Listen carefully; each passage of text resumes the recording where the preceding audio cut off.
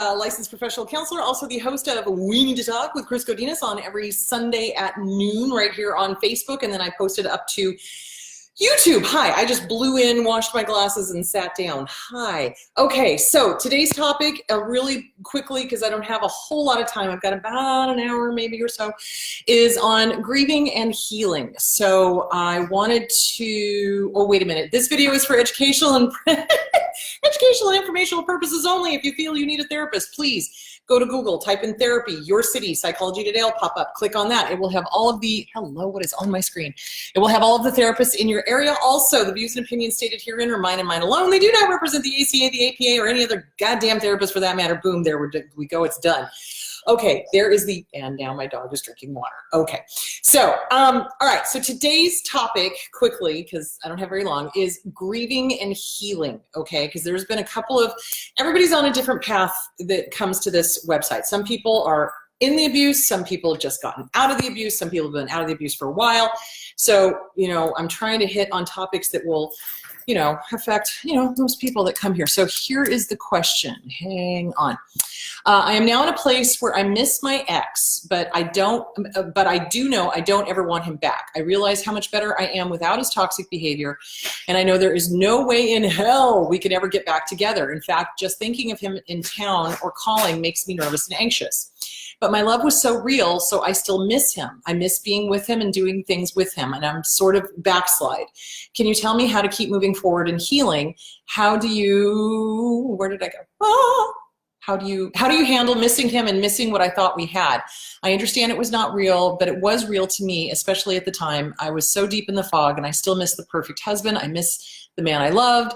I miss spending time with him. For instance, we were at a water park this past weekend, and a few times I wished he was there with us, or that I think, you know, gee, this person would love this or enjoy that, and gosh, I really wish they were there. It's a shame he's not here. I can even put it in words saying I miss him, but at the end of the day, I'm glad he's gone. Please give advice or do a video to help people like me who are almost there. I don't want him back, but I still miss being with him. What do I need to work on so I can stop missing him or the man I thought he was? Okay, so here's the deal. Deep breath, everybody, deep breath. So here's the deal. You're grieving.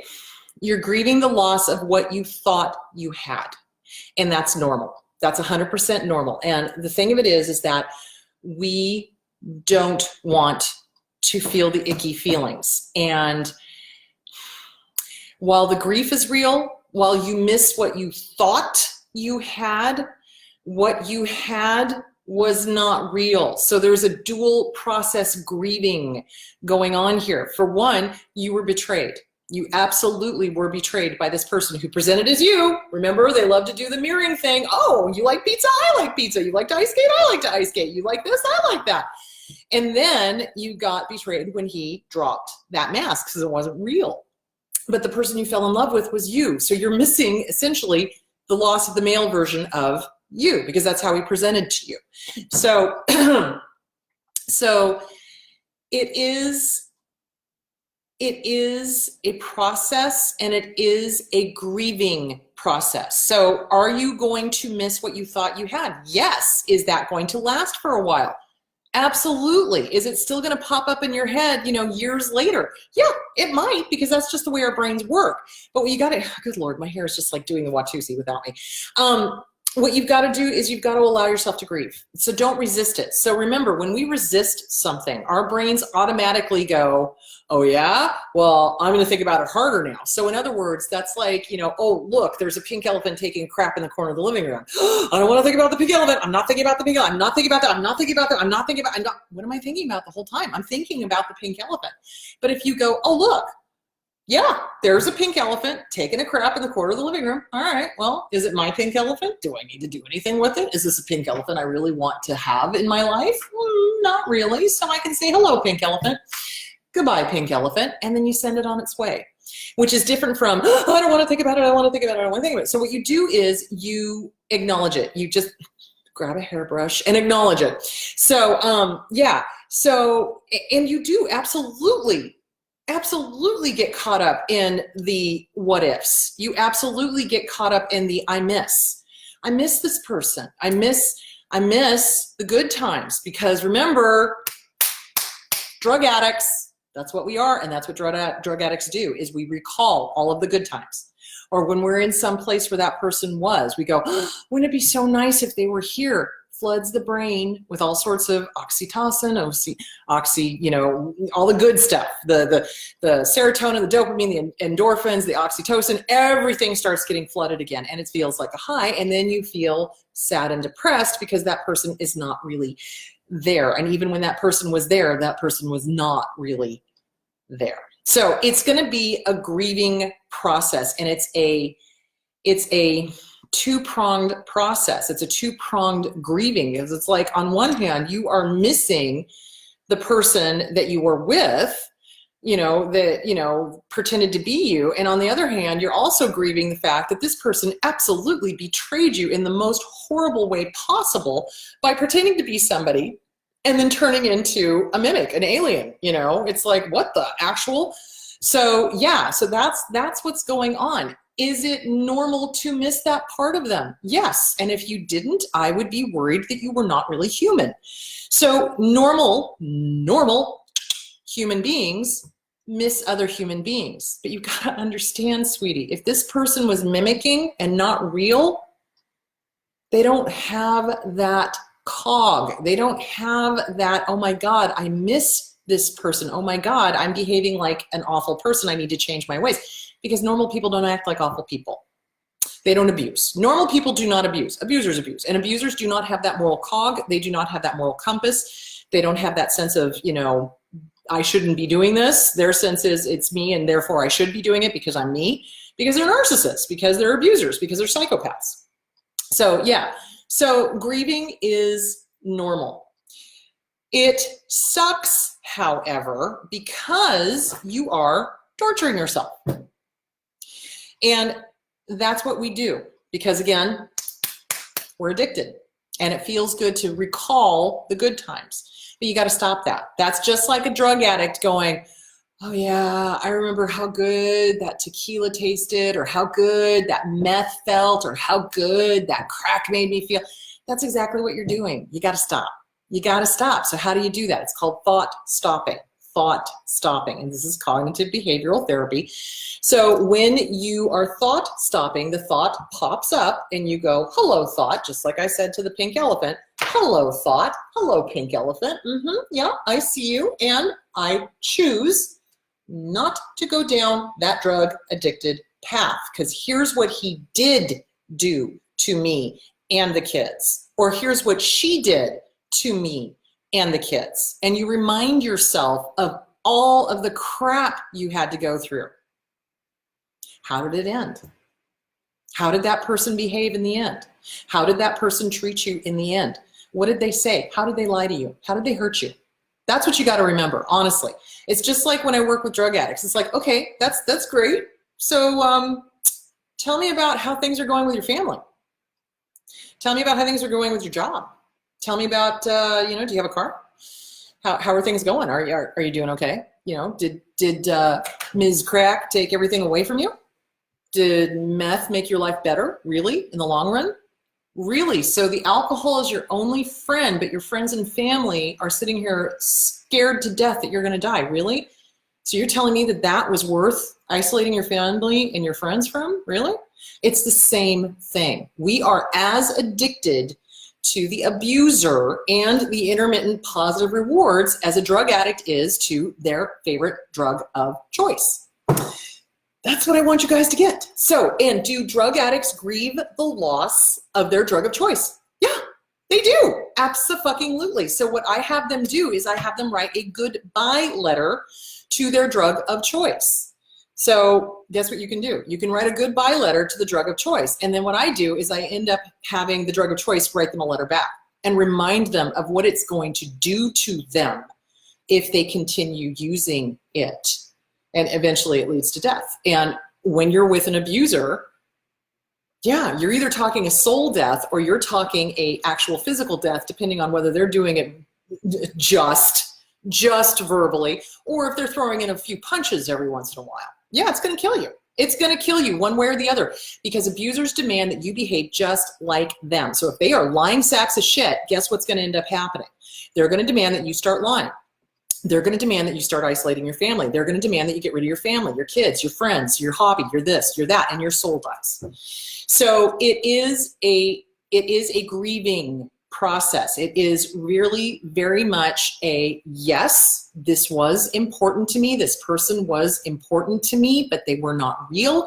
And I'm grieving the loss of what I thought was real. And I'm also grieving the loss of falling in love with myself, because that's what they do. They mirror us back to us. That's why it is such a devastating loss, because we think we have just found the perfect male or female version of us. And they keep that mask up as long as they need to, and then bam, that mask slips, and the abuse and the discard, or the devalue and the discard begins. So it is grieving all of that. And it is also grieving us. We lose us 110 fucking %. We lose us.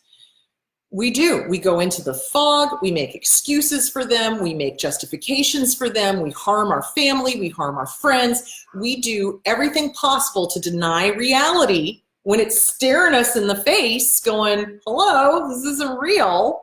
Hello, your family and friends don't like this person. Hello, your children don't like this person. Wake the fuck up. But we'll do, oh, no, they didn't mean that. Oh, no, they didn't say that. Oh, no, you read that wrong. Oh, no, you said that wrong. Oh, no, they didn't mean that. Oh, no, but then you're alone. You're alone.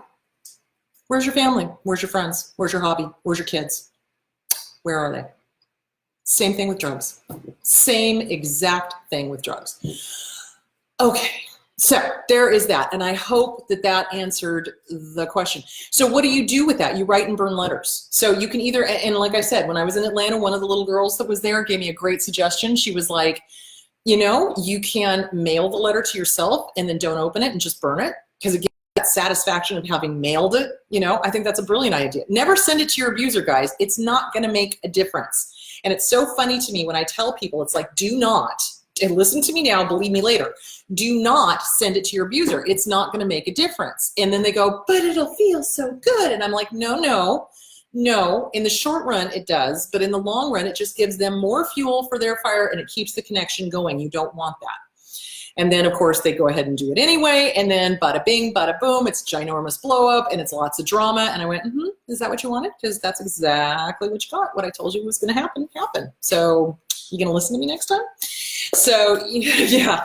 So anyway, so there's that. So you don't want to mail it. You don't. It's not for them. It's not about them. It's about you. It's about you saying goodbye to an abuser and really cementing in your head that you're done. Are you done? Are you done being abused? Do you deserve better? Have you worked on the inner child? Have you worked on that original caregiver wound that set you up to be abused by a narcissist or a psychopath or both? Are you done? That's the question. Okay, so let me see if I got everything in that question answered. Don't make yourself wrong. It's going to happen. You are going to grieve. You are going to miss the person you thought they were. So grieve the loss of that. Write and burn as many letters as you need to. And when those thoughts pop up about, oh gosh, I wish so-and-so was here. Yeah, no, let me remind myself of what they did to me, how I lost me. Remind yourself of the abuse. That's what you've got to do. And it's the same thing when I work with addicts. It's like, remind yourself what the drug did to you. Oh, geez, do you have your own teeth? No, you don't. You know why? Because you didn't brush them for 5 years because you were stoned out of your mind on meth. Hello? Yeah, it's the same thing. So, all right. Okay, I think that answered the question. If that did not answer the questions, would you please let me know if that did not? Okay, so hi, everybody. All right.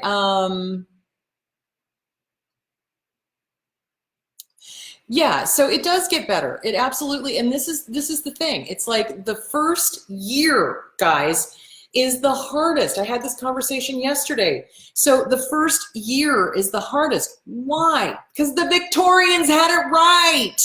The Victorians believed in a year and a day.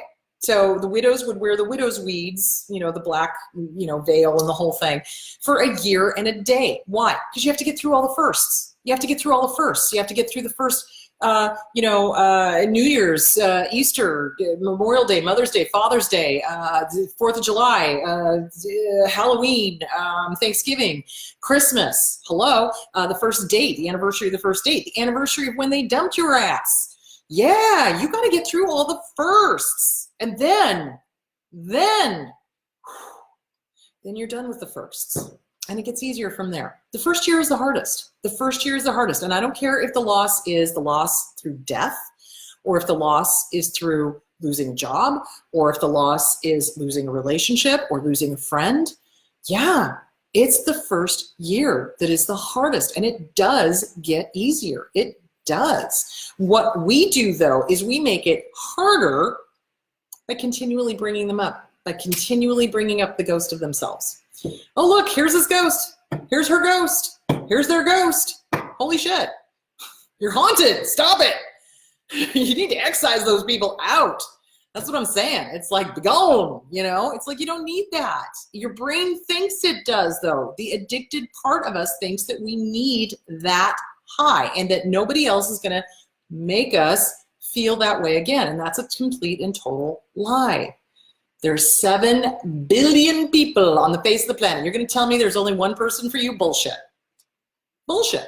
So anyway, there that is. And we do lose ourselves. And in that year, it's also really important to re-find yourself, okay?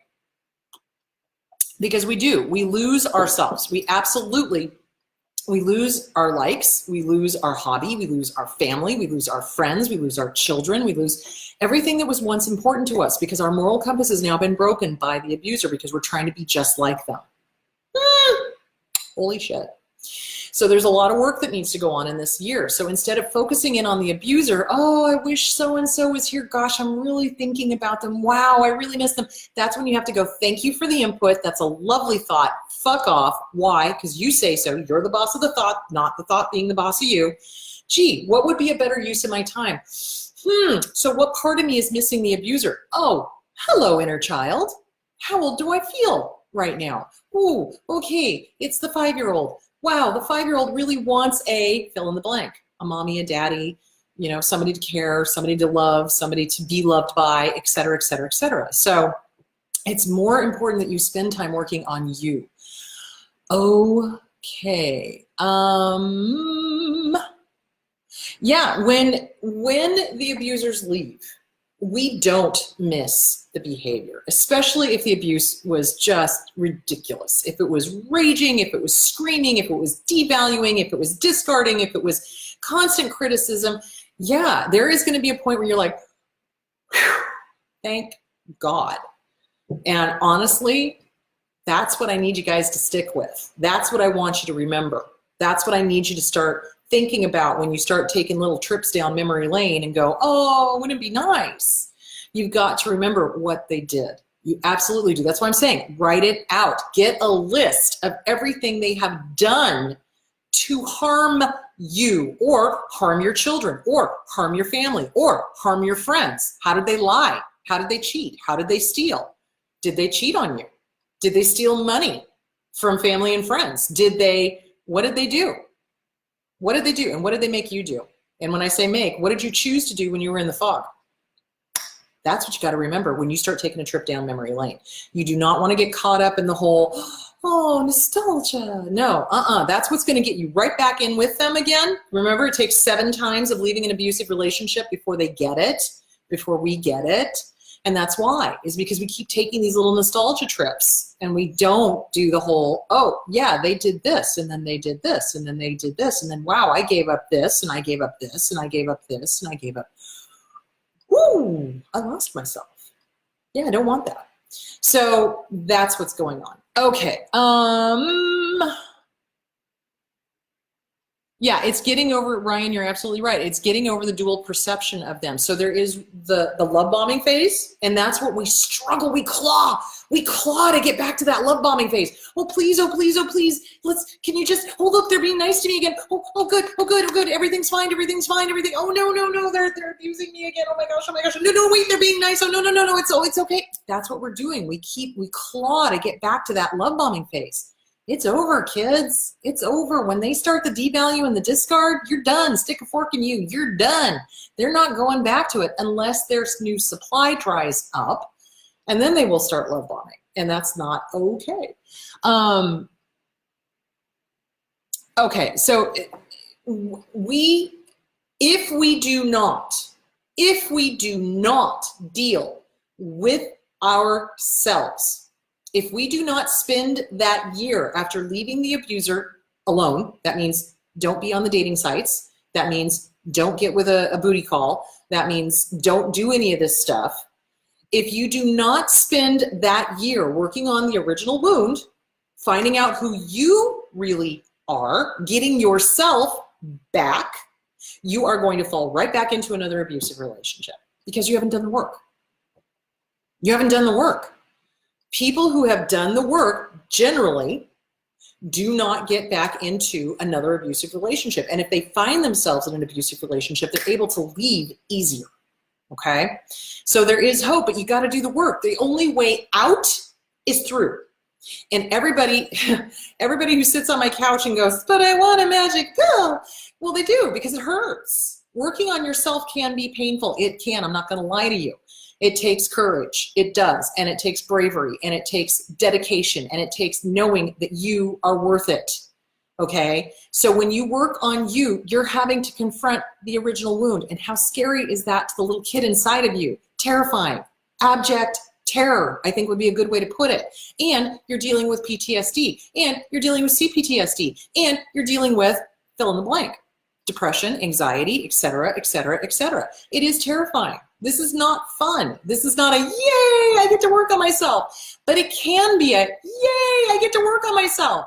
Once you get going and get over that hump of the fear, false evidence appearing real. And every time that inner child is going to try to talk you out of it. Oh, look, here's a solution. Let's just date this guy on Tinder. Or let's date this girl on, I don't even know what the websites are, thingy.com. You know what I'm saying? So it's like you look for distractions. The inner child is looking for distractions. Oh, what's that? I don't want to do the homework. I don't want to. No, I don't want to. Oh, look, shiny. Somebody to distract you. That's not what you want. That's not healthy, guys. You need to be single for an entire year and a fucking day. Work on you. Work on you. Work on the inner child. Work on soothing the inner child. Work on growing up the inner child so that you are an adult making decisions and it's not your 5-year-old inside who got damaged by the original caregivers making the decisions, because that's generally what's happening. Jesus Christ. Anyway, so there's that. All right, so that's why we fall back into another abusive relationship, is because we don't do the work. And that's also why people are like, oh, I left them, but it's not working. Well, it's not working because you're not working on yourself. Write out a list of deal breakers. Abso-fucking-lutely. What will you not put up with? And then when one of those deal breakers happens, have the fucking courage or the cojones to get rid of the person. Walk away. But instead what happens is because we're so terrified to be alone, because it's a child running the show, a 5-year-old, how terrified are 5-year-olds of being alone or abandoned? Huge. Because it's a child running the show, we're like, oh my God, I'm going to die alone. Oh my God, I'm always going to be alone. Oh my God, nobody's ever going to love me. Oh my God. And it's the 5-year-old running the show going, nope, stay in this abusive relationship. Stay in this abusive relationship. It's better than nothing. What? No, it's not. Let me just tell you something. It is better to be alone for the right reasons than with somebody for the wrong. You can put that in your pipe and smoke it. Damn, I need to make a t-shirt. Anyway. It is. It is better to be alone for the right reasons than with somebody for the wrong reasons. And every single last one of us have stayed in an abusive relationship for the wrong goddamn reasons. There is no good reason to stay in an abusive relationship. There are tons of great reasons to be alone. There really are. You're worth your own time, your own love, and your own attention. Boom. Okay. Whew. All right, let's see. All right, let's see. Coming in late to the stream, but as a PWBPD, I find it hard to grieve the relationship, whether it be romantic or not, and move on and let go of the severe anger I feel. Okay, anger is based in fear. fear of being hurt. So what is a borderline's worst fear? It's being abandoned. So again, work on the inner child. Work on the inner child. I'm telling you right here, right now, if you have the quiet borderline, if you are, dealing with emotional deregulation, it is the inner child, because borderline personality disorder is rooted, and I mean rooted, in trauma. So you want to deal with that original trauma. You want to work intensely and intimately with that inner child so that that inner child is safe and doesn't need to rage to be heard. That's the thing. So get with a good DBT therapist, dialectic behavioral therapy, get PTSD, CPTSD from Surviving to Thriving by Pete Walker. Now, it is going to trigger the living shit out of you. I'm going to warn you right now. And you want to start working on self-esteem, and you may want to get the Borderline Survival Guide because it's a good book. And basically, BPD is rooted in trauma. Deal with the trauma. EMDR may help, but I would start with the DBT, I would start with the CPTSD, and I would start working on the trauma. That's what I would start doing. And anger, guys, remember, anger is part of the fight, flight, or freeze. Good Lord, I'm having a power surge. Fight, flight, or freeze syndrome, flight, fight, freeze, fawn. Anger is not a pure emotion. All of the other emotions are pure. Love is love, lust is lust, happy is happy, I am burping, sad is sad, etc. Anger, always rooted in fear, and it's the fear of being hurt. Don't want to be hurt physically or emotionally. So when you feel yourself being angry, and this goes for anybody, it's not just people with BPD, guys. It's not just people with BPD anymore. It is for everybody, okay? When you feel anger, the first question you must ask yourself is, what am I afraid of? What's the fear? Why am I afraid? So you may see me get awfully heated when I talk about abusers. Well, my fear is that they're going to kill somebody, or that they're going to hurt somebody, or that they're going to do irreparable damage to another generation of children. Goddamn straight I'm pissed about that, because that fucking terrifies the living shit out of me. Abso-fucking-lutely. So fear, anger together. That's what they are. So when you're feeling severe anger, it is severe fear. Reframe it. What are you afraid of? What are you afraid of? Confront the fear. And that is terrifying to the inner child. So you must go baby steps. And you must go slowly, and you must get with a really good DBT therapist that can help you emotionally regulate. Because hanging on to them, let me clue you into this. I am really tempted to run over and turn on the air conditioner. Give me 5 seconds. I'll be right back. Hang on. Hold that thought. Oh my God. Hang on. Hang on. Oh, good Lord. Yes. Oh, Santa Maria. Okay. All right, coming back. So, okay, it was 80 degrees in here. That's why I was so hot.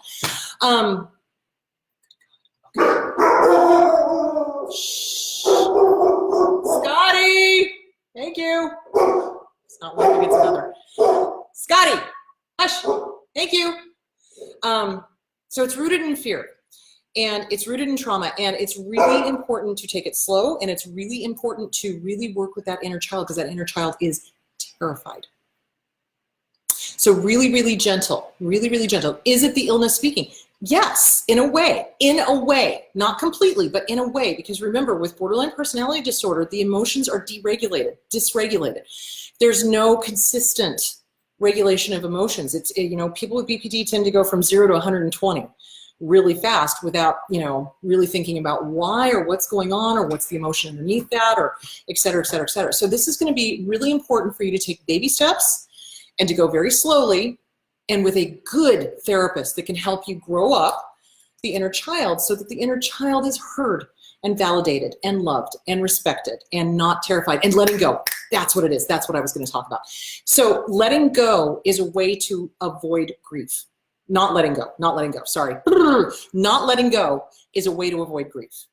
Not letting go is a way to avoid grief. Because if we hang on to them with the anger, they're still there in our head forever. Amen. Oh. Do you see where I'm going with that? So it's a way to avoid the inevitable. It's a way to keep them alive in our head if they've passed. So I'll share a little personal story. When my dad died, I was pissed as hell at him.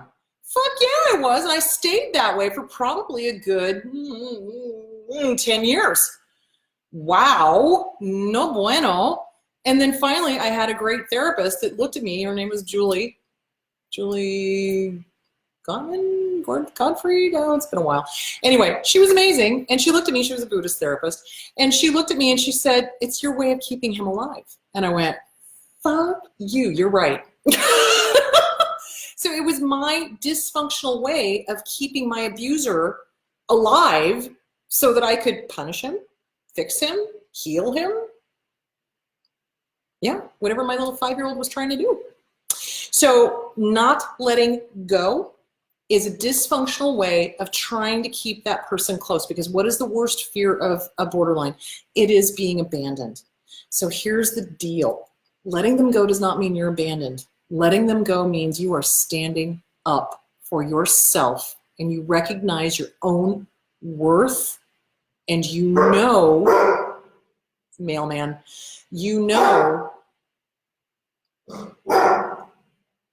Scotty, thank you. You know that you've got you. And that's all you need, sweetie. That's all you need. But we don't recognize that because we've been so trained to look outside of ourselves. Oh, I need somebody else. I need somebody else. I need somebody else. No, no, no, no, no, no, no. You need you. You need you. So let go. It's actually a powerful thing to let go. It is, because otherwise we're hanging on to this illusion again. Oh, I get to punish them. Oh, I get to hate them. Oh, I get to, I'm doing all this. No, you're not. It's all in your head. Let go. Take your power back. That's the best way to take your power back. Let go of the anger. Let go of the fear. It's okay. You can stand on your own 2 feet. You got this. So there is that. All right. Okay. Yes. So, whoa. So the rush of the intermittent positive rewards. Absolutely. The unexpected, when are they going to be kind to me again? When are they going to be mean to me again? It's that rush. It's the same rush that drug addicts get. You betcha. Absolutely. Realizing that my person was never the person I thought they were was the hardest part. It is, because it seemed so real and it was so amazing. Yeah, it's just like Anna and Prince Hans in Frozen. If you haven't seen it, watch it. You'll know exactly what I'm talking about. He loves Bombser. He loved Bombser completely. And then the mask slips and it turns out, oh, no, he just wanted to take the kingdom. Well, shit, that's exactly what abusers want to do. They want to take the kingdom, which is everything that is you. Mm-hmm. Yeah, that is the hardest part, because they aren't capable of being real. They are. And realizing they're incapable of loving in any healthy way is the second hardest part. You're absolutely right. You're absolutely right. So that's why it's a double grieving process, a triple grieving process, really, when you think about it. It's like they weren't real, they're incapable of love, and how did we get taken? How did we not see this? So forgiving yourself, grieving the loss of what you thought you knew, grieving the loss of the certainty. Yeah, absolutely. So that is part of it.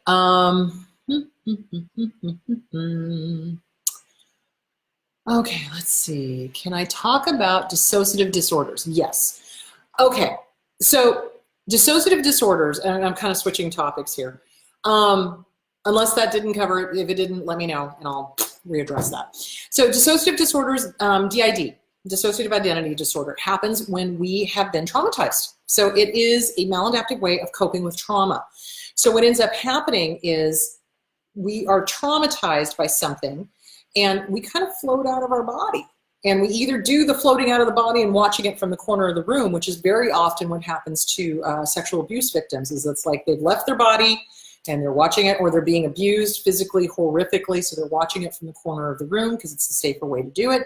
Or they can completely split personalities, and different aspects of themselves are able to handle the different traumas or the different issues that come up in day-to-day life.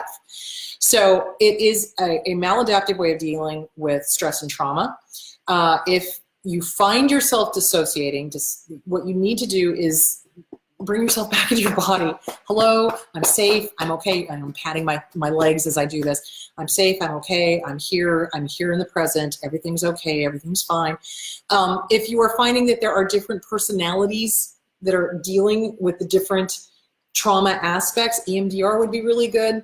EMDR would be really good with that. I had a case where the person had, I think it was 12 or 13 different personalities. Referred her out to a specialist, got it handled, it was taken care of, she came back, she was integrated, it was perfect. You need an expert that that deals in reintegrating the different personalities into the original personality. So it's splitting to stay safe. It's like, I can't cope with this, and then your brain kind of goes, yeah, you can. Here's another personality to deal with it. So it's a way of coping with drama, absolutely. And it usually occurs when somebody has been abused at a very young age.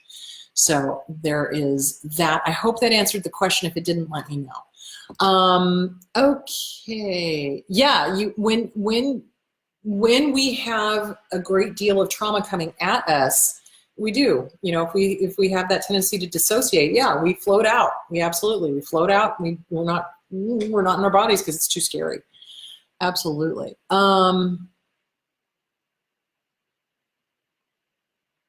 All right, let's see. I'm trying to catch all of these questions. Hang on.